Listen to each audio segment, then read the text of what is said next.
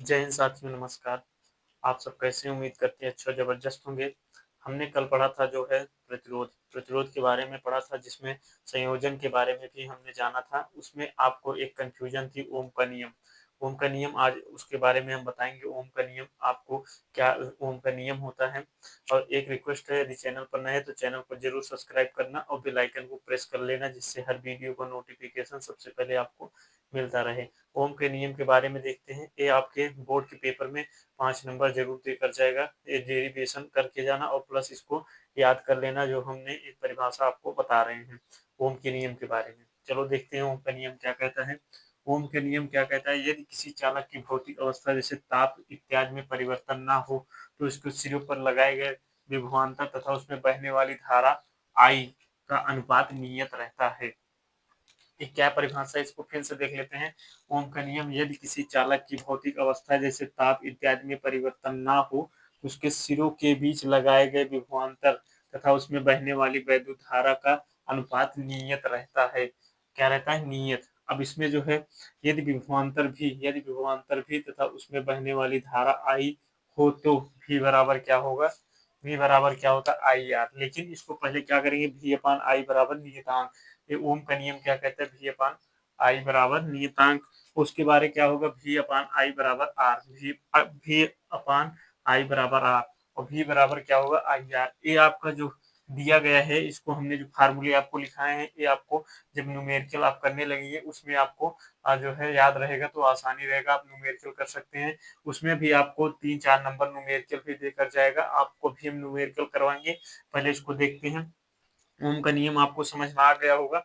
अब उसी उसी क्रम में हमने संयोजन में जो प्रतिरोध का संयोजन बताया था, उसमें हमने आपको श्रेणी क्रम बता चुके हैं। अब आज हमको समांतर क्रम बताना है।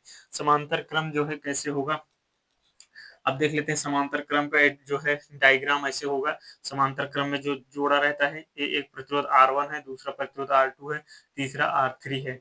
उसमें धारा I1, I2 और I3 प्रवाहित होती है।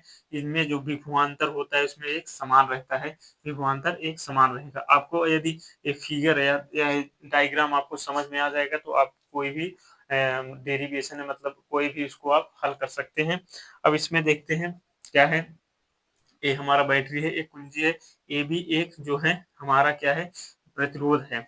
अब इसको हम देखते हैं क्या इसमें लिखना है हमको, मतलब डेरिवेशन करते हुए। इस प्रकार, मतलब समांतर क्रम को इस प्रकार जोड़ा जाता है कि सभी के पहले सिरे एक बिंदु से तथा दूसरे सिरे एक बिंदु से जुड़े। इस प्रकार सभी प्रतिरोधों के बीच विभवांतर एक समान रहता है। आपको सिर्फ अपने मन से लिखना है। यदि आप इसको डायग्राम को समझ गए हैं, तो हमने आपको इसको शॉर्ट ट्रिक में बताया है, आपको कैसे पेपर में हल करके आना है, जो आपको 5 नंबर ज़रूर देकर जाएगा। यहाँ पर क्या लिखना है? समांतर क्रम को इस प्रकार जोड़ा जाता है कि सभी के पहले सिरे के बिंदु तथा दूसरे सिरों के एक बिंदु से जोड़ा जाता है। इस प्रकार सभी प्रतिरोधों के बीच विभवांतर समान रहता है, एक समान रहता है। अब मान मान लिए प्रतिरोध R1, R2 और R3 है, जो क्रमशः I1, I2 और I3 धारा प्रवाहित होती है, जो बिंदु B पर मिलती है। जो बिंदु कहाँ मिलती है? B पर। अब उसके बाद और धारा I बन जाती है। अब बिंदु A पे मिलेगा तो धारा I बन जाएगा। यहाँ पर देख लीजिए। अब वहीं मान लीजिए AB के बीच विभवांतर क्या है? AB के बीच विभवांतर V है और AB से B जुड़ा है। AB के सिरों के बीच विभवांतर V है। अब वहीं देखते हैं ओम का नियम क्या कहता है। V बराबर, मतलब V अपान आई बराबर R। वहीं देख रहे आई बराबर क्या होगा? आई बराबर क्या होगा?